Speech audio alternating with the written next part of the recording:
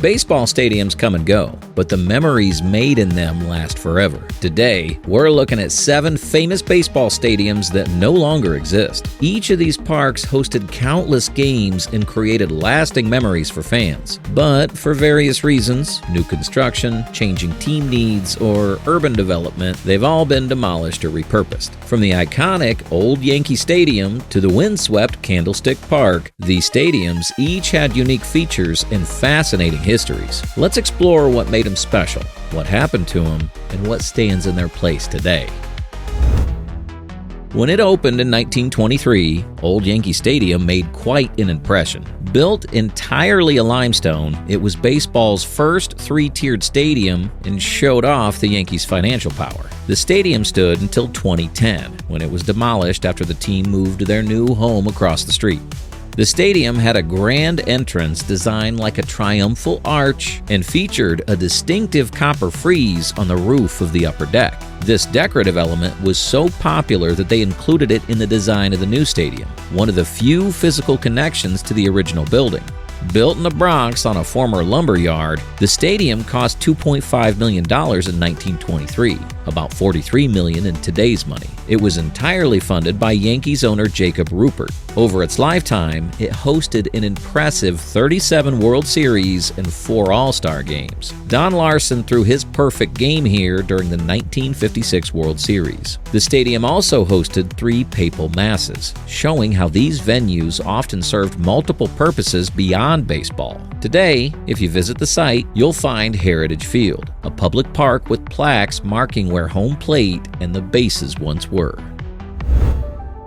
Shea Stadium, home of the New York Mets, opened in 1964 with a modern look that contrasted with more traditional ballparks. Its circular design featured colorful exterior panels that brightened up the Queens skyline. After 45 years, it was demolished in 2009, and its footprint now serves as a parking lot for Citi Field, which was built next door. For its time, Shea was quite innovative, featuring 21 escalators and 54 restrooms, pretty luxurious for the 1960s. The stadium also boasted a massive 86-foot by 175-foot scoreboard with a unique slide projector screen.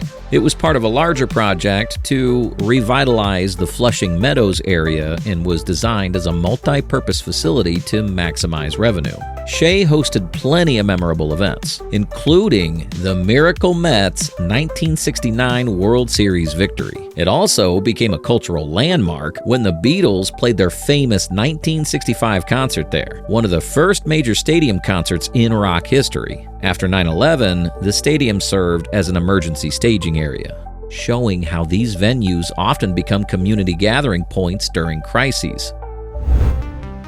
Candlestick Park in San Francisco was a real trend center when it opened in 1960, being the first modern stadium built entirely of reinforced concrete. The stadium had an interesting boomerang-shaped grandstand that was specifically designed to block San Francisco's famous strong winds, though most fans would tell you it didn't work very well. Located at Candlestick Point on San Francisco Bay, the stadium became famous for its brutal playing conditions. The winds and fog were so bad that summer games often felt like winter ones, with fans bundled up in jackets even in July. Built for $15 million in 1960, about $150 million in today's dollars, the project wasn't without controversy. The land deals surrounding Candlestick's construction triggered a grand jury investigation, an early example of the complicated public-private partnerships that often come with stadium projects. Candlestick hosted some noteworthy events, including the final Beatles concert in 1966. But its most famous moment probably came during the 1989 World Series, when the Loma Prieta earthquake struck just before Game 3. Millions of TV viewers watched as the stadium shook on live television. The Giants left for their new ballpark in 2000, but Candlestick continued hosting the 49ers football team until 2013. The stadium was demolished in 2015 after sitting empty for 2 years.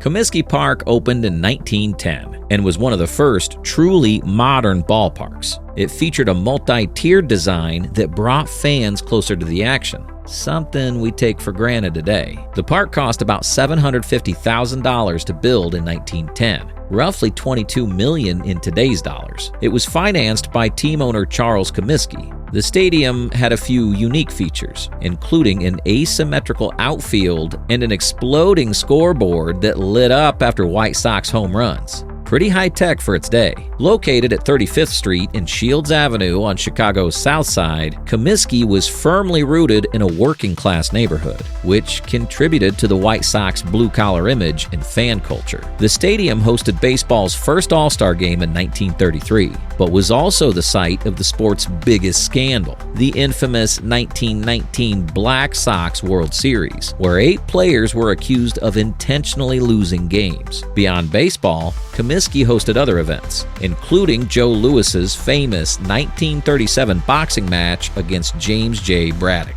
After serving Chicago's South Side for 80 years, it was demolished in 1991. If you visit Guaranteed Rate Field, originally called New Comiskey Park, you'll find that the old stadium's footprint is now a parking lot. Memorial Stadium in Baltimore had a distinctive horseshoe-shaped design with an open field, which immediately set it apart from other stadiums of its era when it opened in 1950.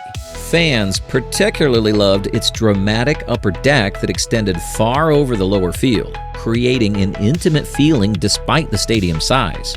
Built for $6.5 million, approximately $79 million today, through a combination of public bonds and private investment, the stadium represented a community-wide commitment to bringing Major League Baseball to Baltimore. Unlike many stadiums isolated in sports complexes or downtown districts, Memorial Stadium sat at 33rd Street in a residential Baltimore neighborhood. This unique location created an unmatched community feel, with fans often walking to games from nearby homes, a neighborhood ballpark on a grand scale. The stadium hosted the 1958 All-Star Game and served as home field for the Orioles championship teams in 1966, 1970, and 1983. When the Orioles departed for Camden Yards in 1993, the stadium briefly found a new purpose as a temporary home for the NFL's Ravens from 1996 to 1997.